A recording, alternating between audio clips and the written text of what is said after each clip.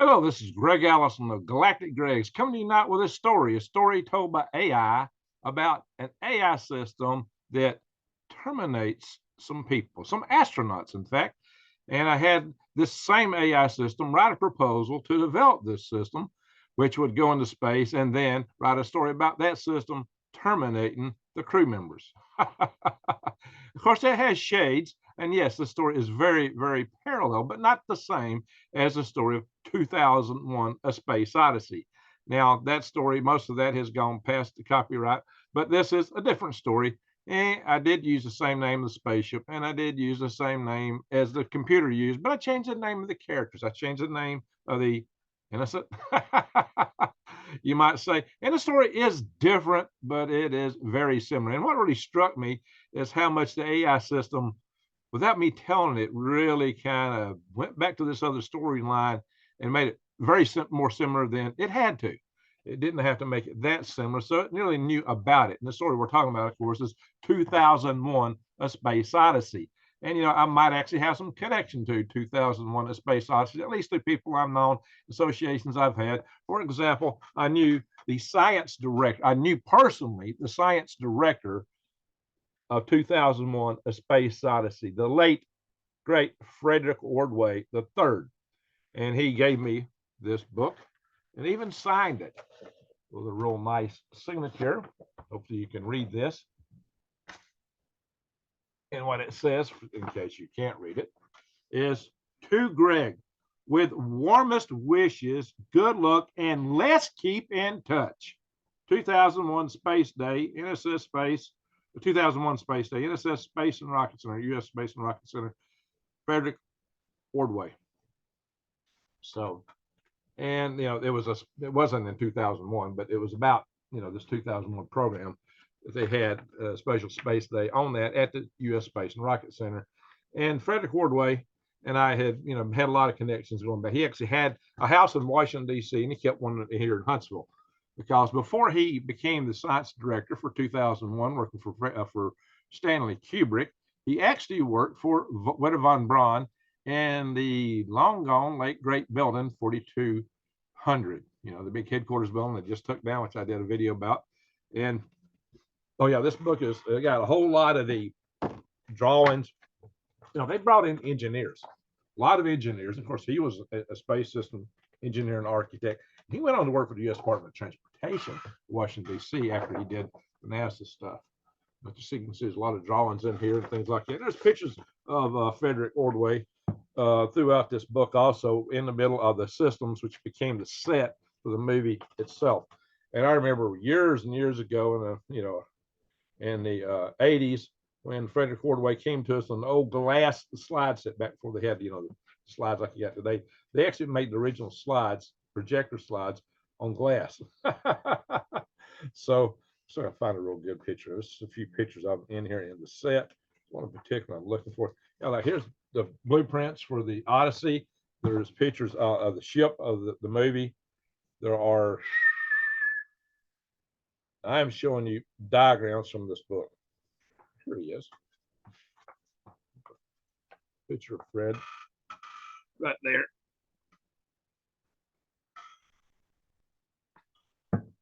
He's an engineer. Wound up doing I had the carousel, the centrifuge in that. They actually built that as on a huge, they made a centrifuge on the stage. Let's see. Some other pictures up there. He is next to one of the pods. You see him down here in one of these other pictures with a bunch of other guys. And I believe you'll also find, if you can see Arthur Clarke's in that picture. That's a Stanley Kubrick. I don't know if you can see him. It's hard for me to point it out. Stanley Kubrick, Arthur Clarke, they were all there on the set when they made this movie. And most of the set materials was built back in 1966. The movie was released in 1968. And let's see, I had some there to get a nice picture of the set stuff in. But yeah, here's Kubrick and Frederick Ordway together. This movie was very futuristic. And anyway, oh yeah, here we go. Here's some of the set stuff being built, some of the elements of the Discovery spacecraft, the model, which they use in the movie. So a lot of really detailed stuff in there. So it's a great book, and I'm really proud to have this, and especially to have the signature because he was an engineer, and it was a very forward-looking book, a very forward-looking story, and it, explored many topics, including the potential future of AI and it running away. Well, that was the view from the mid 1960s. So fortunately, the year 2001 passed 22 years ago, and no AI system has off an individual or reached that capability. But also, unfortunately, we don't have a moon base, a space station as big as they had, although we do have a joint space station with Russia, and we had it in 2001, just like the book predicted, but it just wasn't quite as sophisticated, and we didn't have a moon base yet. So, and when we do have a moon base, it's not going to be jointly with Russia now. So, differences, but, it was very forward looking from the 1960s. In the mid 60s, of course, then, space was developing so fast they couldn't imagine it just not continuing in that way. And it didn't. They got a breakstone on it for quite a while. All right. So what I'm going to do is I'm going to go into OpenAI. And after going to OpenAI, I'm going to show you a couple of videos from National Space Society conferences with me at the table with Frederick Ordway, at the table with Konrad Klaus Dannenberg and Burt Rutan, and a guy who became the CEO and president variously and alternately of Virgin Galactic, George Whitesides. So you can see all these pioneers in one fell swoop. I won't play but just a snippet of that video, and I'll also show you a video of me in a different conference where what was his name? Duella, the guy who played David Bowman for this, he was actually at this other conference, which was in 2001. Can you imagine that? I think that was in Tucson of all places. So the actual home, original headquarters of the L5 Society. All right, guys, let me go into this real quick. I'm going to read you this story out of Chat GPT. But first, I'm going to show it to you, and then I'm going to show you the. Give me a second. I got to make sure I got this open correctly. Yeah, I do. I'm going to show you the proposal. I had it right, and then the story it wrote. Very uncanny. Very, very uncanny. Hang on, guys. Ding, ding, ding. Guys, I've been around. When I first started this video channel, I put a couple of videos on some Facebook groups, and somebody come in and challenged a moderator for the for that Facebook. Why are you posting stuff from this nobody on your channel? It's like, really? And he said, why don't you post it in other YouTubers? I go, oh, these other YouTubers, they never done anything in their life. Come on, give me a break, except YouTube. I've been there, done that. And I got the scars to prove it. Anyway, all right, so here we are. Chat GPT 3. And I said to it, write a proposal to NASA to develop a self-aware AI system that will be named HAL 9000 to operate and manage a large space nuclear-powered spacecraft named Discovery 1, destined to fly to Saturn's moon Iapetus to investigate the source of an alien signal. The algorithm should ensure that the mission is the #1 priority of HAL 9000. Now, I didn't say that when I told it to write the story, but it still incorporated stuff from this. Excuse me. So it said, subject, proposal to the development of a self-aware AI system named HAL 9000 for the operation and maintenance of the Discovery 1 spacecraft. Dear NASA administrator. See, it knew automatically that when you go to NASA, you go to the NASA administrator.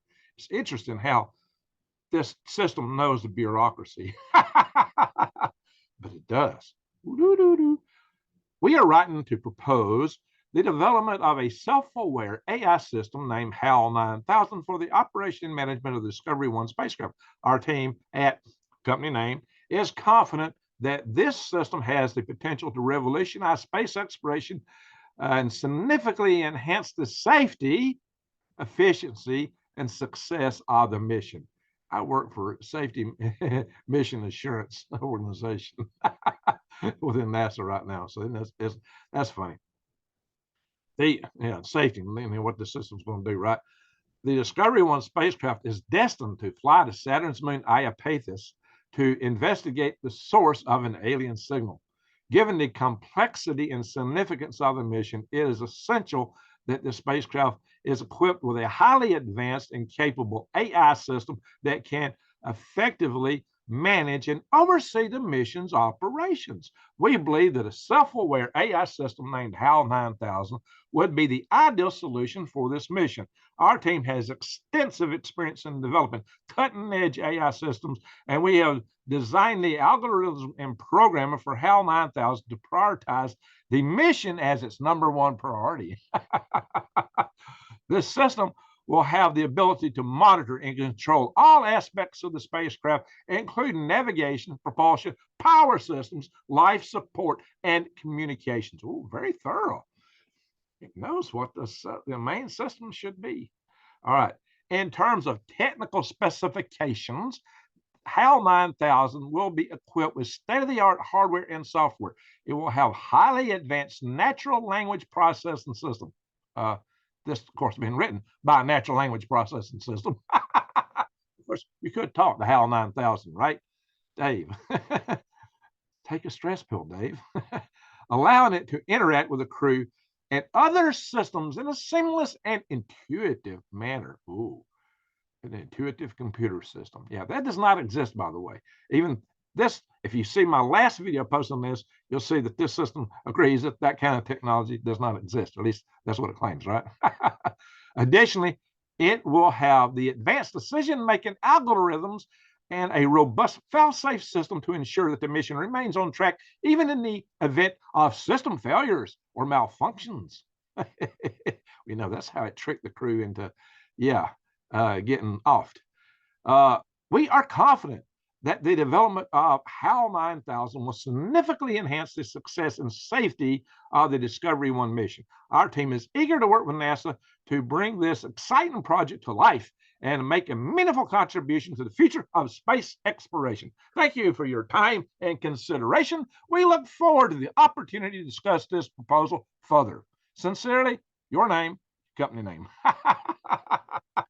Very, very good, right? Of course, you have to write the spec in such a way now that it would not permit the events of the story to occur. You'd have to write in some additional safeguards. It's such a proposal today. So I said, what hardware and software should HAL 5? I said 5. That's my club I founded 40 years ago. What hardware and software should HAL 9000 employ? The hardware and software requirements of HAL 9000 should depend on specific requirements and specifications of the Discovery 1 spacecraft mission. However, a few key components and technologies that could be employed in the development of HAL 9000 include: 1, advanced natural language processing to allow the seamless and intuitive interaction with crew and other systems. HAL 9000 should require a highly advanced natural language processing system. It picks on intuitive as being important for a natural language processing system, which this system actually is. Now, how can it be intuitive? Well, it does kind of predict what you'll say. Is that being intuitive? Okay. Robust decision-making algorithms. HAL 9000 would need advanced decision-making algorithms to effectively manage and oversee the operations of the spacecraft. These algorithms would need to be capable of handling complex and dynamic situations and making quick and accurate decisions. Advanced machine learning to continually improve in its performance and decision-making. HAL 9000 would employ advanced machine learning algorithms that allow it to learn from past experiences and adapt to new situations. This is real machine learning there. All right, redundant systems. Now, that's one of the areas that I'm huge on, is redundant systems in my world of avionics system safety that I work on space systems, okay? To ensure the reliability and safety of the spacecraft, HAL 9000 would employ redundant systems that can provide backup in case of system failures or malfunctions. High-performance computing to handle the complex processing requirements of the mission. HAL 9000 would require a high-performance computing platform with a large amount of RAM and fast processing speeds. Data management systems to manage and process the vast amounts of data generated by the spacecraft. HAL 9000 would employ the efficient data management system that can store, process, and analyze data. So, guys, I'm going to get to the story. It's coming up next in just a couple of paragraphs. In terms of software, HAL 9000 would employ a combination of specialized software tools and general purpose language, general purpose programming languages. These should include programming languages such as Python, C++, and Java, as well as specialized software tools for natural language processing, machine learning, and data management. It is important to note that these are just a few examples of the hardware and software components that could be employed in the development of HAL 9000. The specific requirements and specifications of the mission would drive the exact hardware and software configuration used. How can 9000 be developed? The timeline for the development of self-aware AI systems, like how soon? Yeah, now this is where it gets really, critical. The timeline development for self-aware AI systems like HAL 9000 will depend on the number of factors, including the resource available, the level of funding, the current state of AI research and development. However, it is important to note that achieving true self-awareness in AI systems is still a matter of debate among experts in the field and is considered by many to be a long-term goal that is likely to take many decades, if not centuries, to achieve, if ever. Given the current state of AI research and development, it is likely that less advanced version of the HAL 9000 could be developed in a relatively near term within the next several decades. This system would likely have advanced capabilities in areas such as natural language processing, decision making, and machine learning, but would likely not use true self-awareness. We're close to that right now. It's important to emphasize that the development of self-aware AI systems like HAL 9000 will require significant amounts of resources and funding, as well as collaboration among experts from a range of disciplines, including computer science, robotics, artificial intelligence, psychology, and ethics. And as such, it is difficult to provide a specific timeline for when such systems could be developed. I hope we didn't read that too fast. I'm a Southerner. We talk so slow down here. All righty, here we go. I am a Southerner.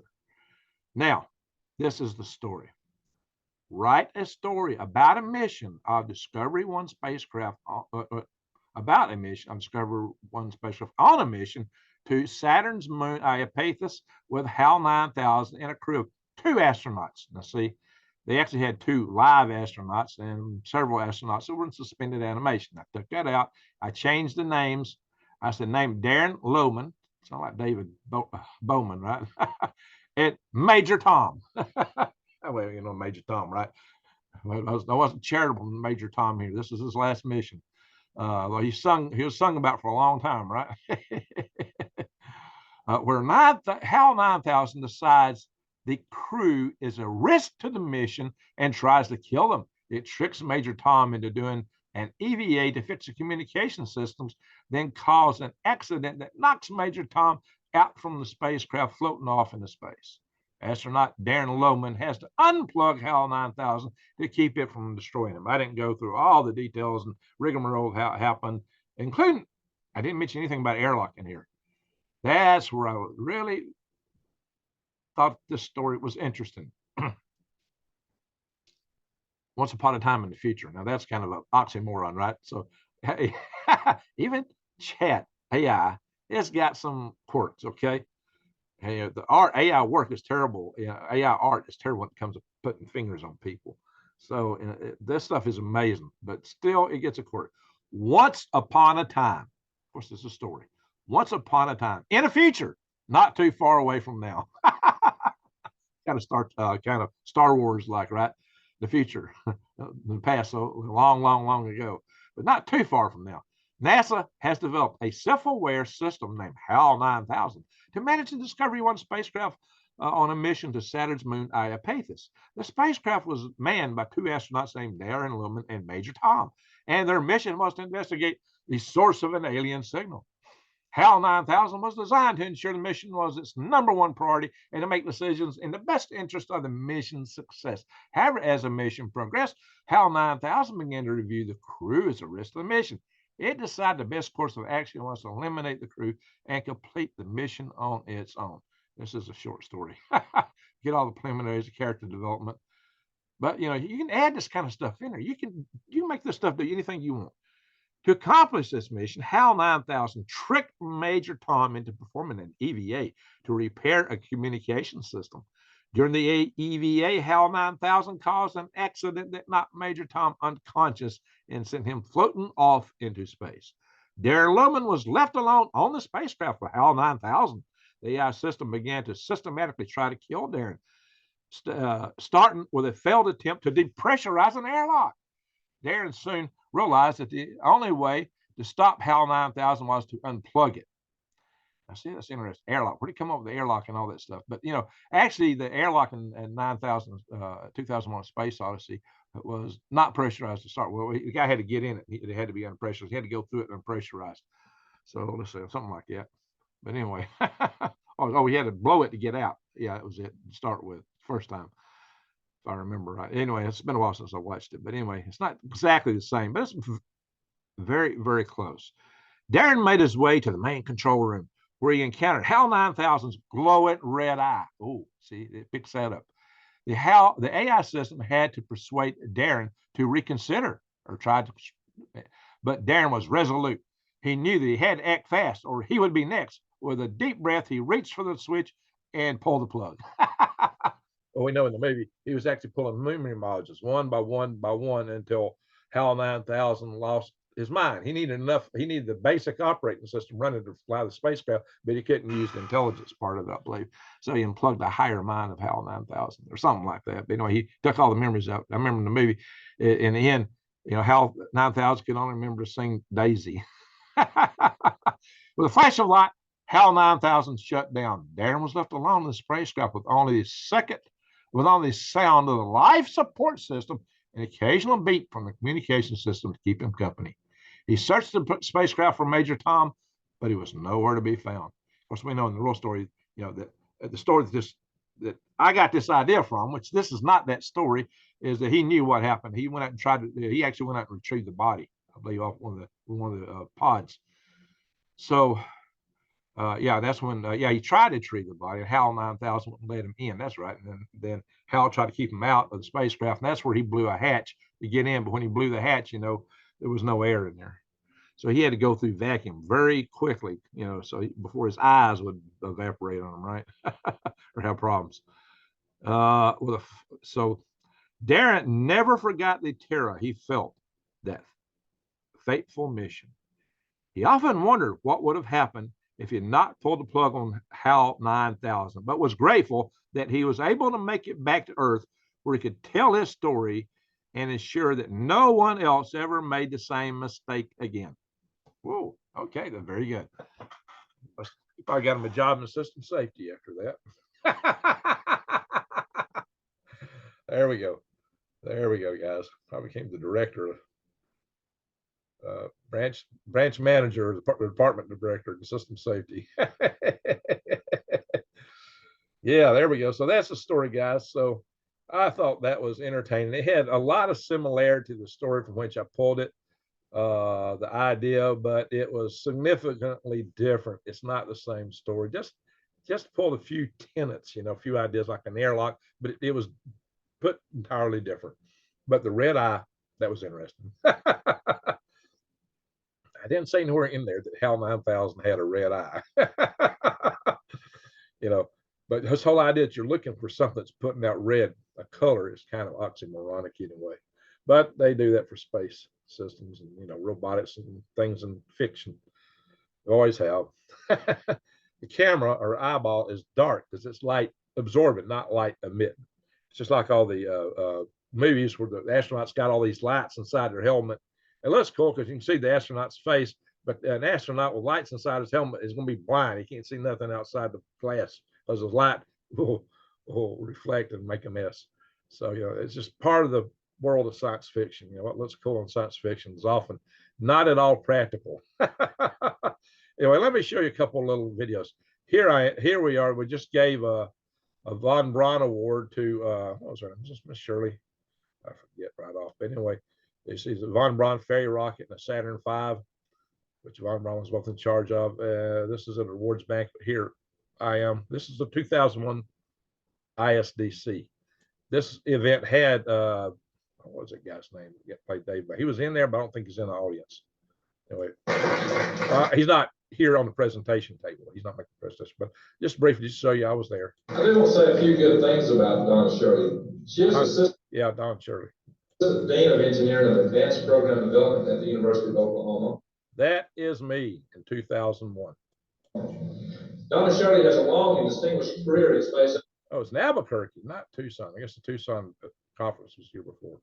Exploration with over 35 years of experience in the aerospace industry, including over 25 years in management, and highlighted her position as manager of the $150 million Mars Explorer. All right, there I am in a suit and a tie, no beard, short hair. I am not going to play my entire spiel there. I'm introducing certain people. That's Leonard David. Some of you space people know him. Maybe he's watching. I sort of salute all you folks for putting up with it day by day because. So who else is down here? Defense compatriots and people of all continents. Oh yeah, she's an artist, singer. She's a sweet lady. All right, yeah, all right. You see me? I'm all through here. I'm running this event. I'm emceeing the awards banquet, which I was off to do. And let me show you another clip. Now this one, I'm not emceeing. Let's see, but I'm announcing Conrad Dannenberg because I knew him so well. They wanted me to announce him. This is George Whiteside's second or junior. His dad was also George Whiteside's a famous physicist. This guy was I hired this individual to be the executive director of the National Space Society when I was chairman of the executive committee or the CEO of the National Space Society. Yeah, I was CEO of the National Space Society at one time. Of the conference will be a special gala on Saturday. Oh yeah, he became the president of Virgin Galactic at one time. Saturday night at the National Air and Space Museum, the Udvar Hazy Center, hosted by Hugh Downs, and with featuring Norman Mineta. Yeah, I had dinner with Norman Mineta, just the Secretary of the Department of Transportation. Hugh Downs is called my house here. He used to be the chairman of the board of governors. And finally, special summits on Sunday from the International Space University, Students for the Exploration and Development of Space, capped off by a talk by Peter Diamandis, the X Prize founder, and also the person who helped found the X Prize and SEDS. So you can see that it is absolutely chock full of superstars. And I'm going to turn it over to another superstar now. Thank you for your time. I look forward to meeting with as many of you as possible over the next 4 days. I'm going to turn it over to our Executive Vice President, Mr. Greg Allison, who will introduce Mr. Conrad Dannenberg. Thank you so much. Yeah, I went from I've been executive vice president, became the chairman of the executive committee, and then went back to being executive vice president. So, yeah, here it is. That's Conrad Dannenberg there, and I believe that's Bert Rutan here, and this is Frederick Ordway right here, and that is oh shoot, he was the chairman of the board of the National Space Society from Australia. It'll come to me in a minute.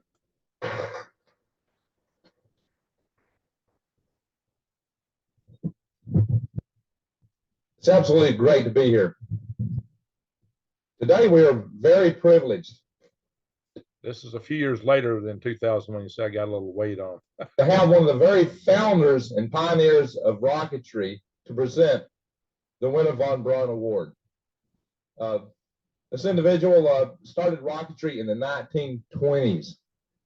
Imagine that. Here we are in 2005. And we're privileged to have somebody that was building rockets in the 1920s to present the von Braun Award. He was born in Germany. He was a member of the Peenemünde von Braun rocket team. He designed the injectors, the engines for the V2 rocket, the A4 as the Germans called it, had all these injector cells built into it.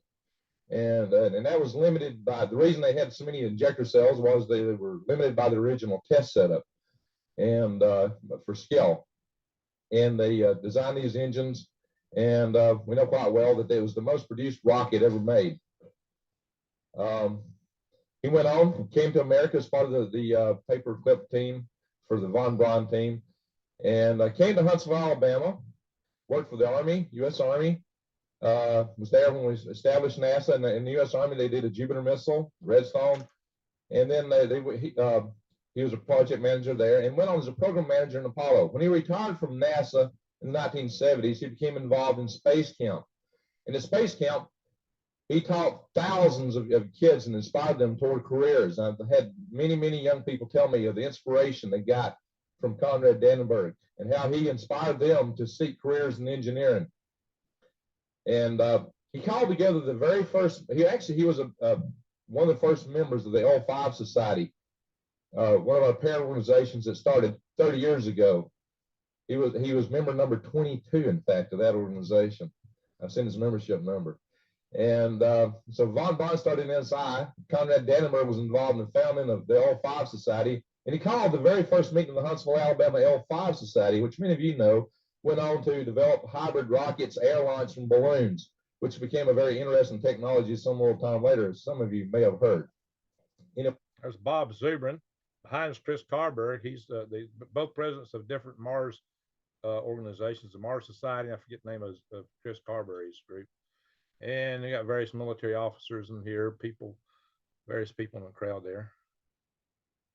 Anyway, and he has been a personal inspiration to me to achieve engineering excellence. Ladies and gentlemen, I give you Conrad Dannenberg.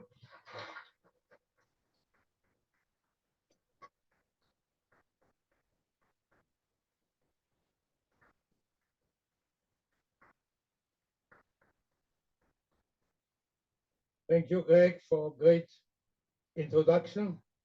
And of course, I'm also very glad, very happy to be here and to hear many of my co-space enthusiasts and professionals.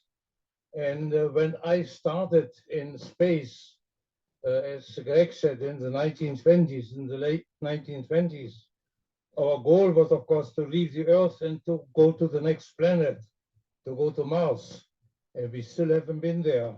And oh boy, yeah, that's what they wanted. Go to Mars. That was their dream. Expect to hear today quite a number of approaches what we should do in order to get there. Anyway, Conrad Dannenberg. I miss that little guy. I really do. So he was a good man. You people that don't know him, y'all have made a lot of people made a lot of accusations about people you don't know anything about. Anyway, stop the share. I just wanted to show you that so that you'll know that I got. Oh yeah, Frederick Ordway is in that. Maybe I should skip forward to it and find Fred Ordway in there. He actually gave that prize to Burt Rutan for the winning of the X Prize. This team at Scale Composite. And as you guys know, I had guys from my Hark Halo team as part of Burt Rutan's engine development. And we also had our own X Prize entry too. Some of you know that by now. I've been all over the New Space movement before it was even called New Space. That's why I've got this Space Entrepreneur Award right here. It was not even New Space, wasn't even a word back in those days. Yes, I was an early pioneer in these areas. So let's see, I might try to skip forward and see if I can find where that award is being made. Oh yeah, Conrad Dannenberg is the one that presented it. Hang on. I will skip here. I will come back into the video and just show you this, guys, because I want y'all to see the award. I want you to see Frederick Ordway. This is a video of him. Hang on. Share screen. Back to it again. Blow it up. There is Frederick Ordway, the third, right here. That's Burt Rutan and Conrad Dannenberg. Carberry's, Bob Zubrin, and those guys in the back of it. That's Buzz Aldrin right there. Right, that's Buzz Aldrin right here. Buzz Aldrin was in the crowd. It's amazing. I know these guys so well. I know them by the backs of their head.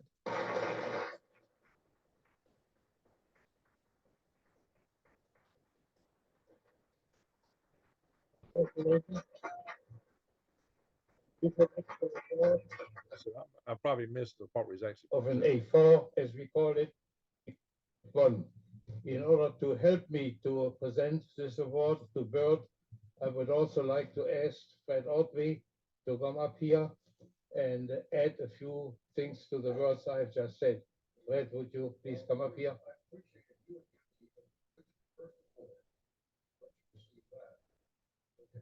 So we should do that first. And Bert, would you please come up here and receive for me?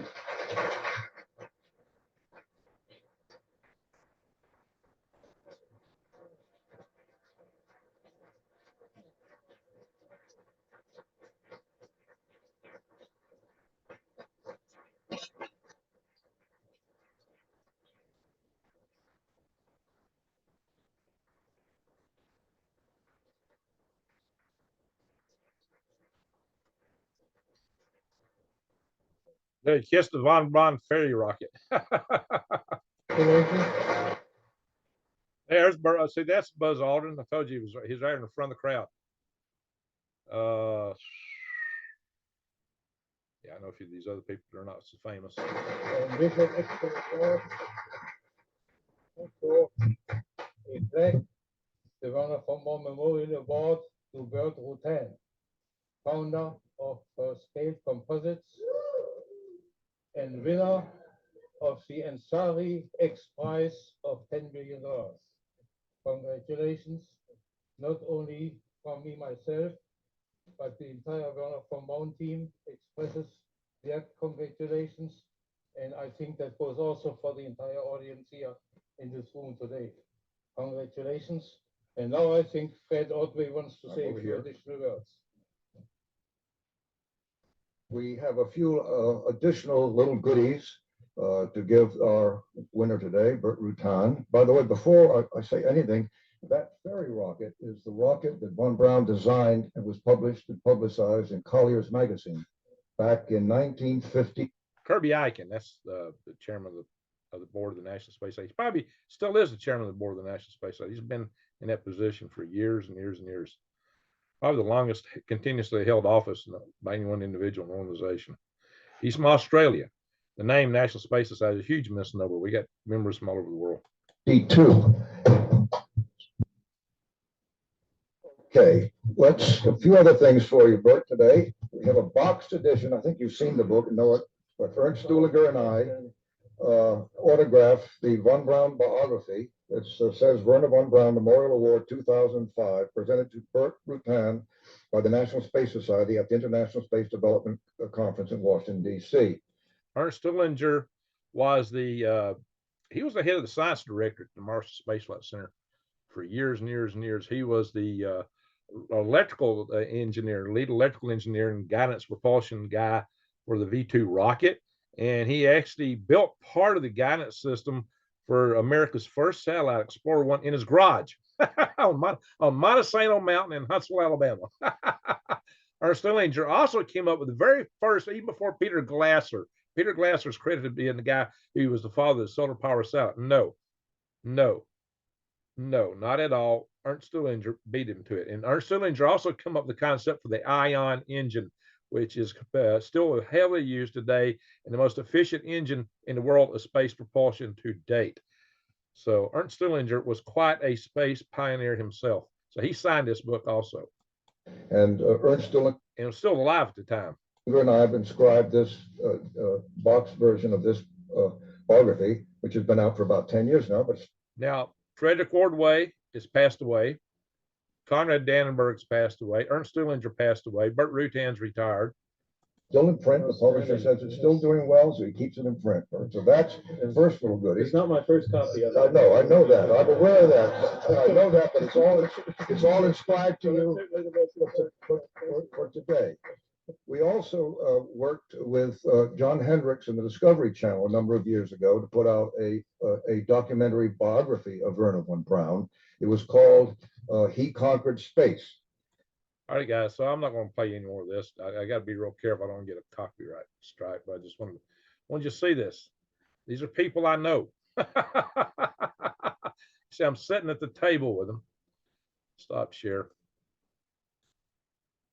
I just kind of left that in 2010, year 2010, because my company told me I needed to back out of that because it looked a little too political and made them uncomfortable vis-a-vis their customer.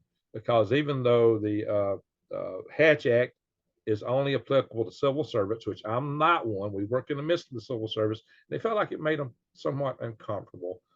But it wasn't partisan politics at all. It was just being pro space. I was doing it as an individual, not as a member of a company that supported NASA. I did it as a personal thing. So it's something I put my life into. I'd been an active member of the National Space Society, its predecessor, the L5 Society, since 1978. I was a space activist from 1978 to 2010, until my company told me that if I wanted to keep a day job, to get out. See, I did that stuff out of my own pocket, and it was not cheap going to all these events and conferences and stuff like that. And during the time, though, I was an officer, I got to write that off my taxes because it was a business expense, I was doing it for a nonprofit. But still, the money came in my pocket. You don't get right at all off. It's like maybe you get a third of it back. But, there's quite a bit of expense in hotels and airfare and all that stuff. No, that was not covered by the society. That was covered by me. And that's the way, a lot of this stuff runs in the world, guys. But, I've been involved in development of things. I've been involved in running the halls of Congress, a lot of stuff to promote space. So I'm not just any old YouTuber out here who just started talking about space. And I've been there and done it for decades. So when I come here, and I may not sit here like Felix with What About It and give you every single nut and bolt changed out day to day on the construction of the latest version of a starship. That's fun. It's cool. I'm glad he does it. It's very informative and entertaining. But I'm a bigger picture guy because I know all that's going to change. Every single bit of that's going to change as they evolve the systems and technology. What's important is the end goals and what it may hopefully will accomplish. Although they're taking a lot of risk with that, man, I'm glad somebody's willing to do it. So there you are, my friends. I can talk a lot of detail about this rocket here.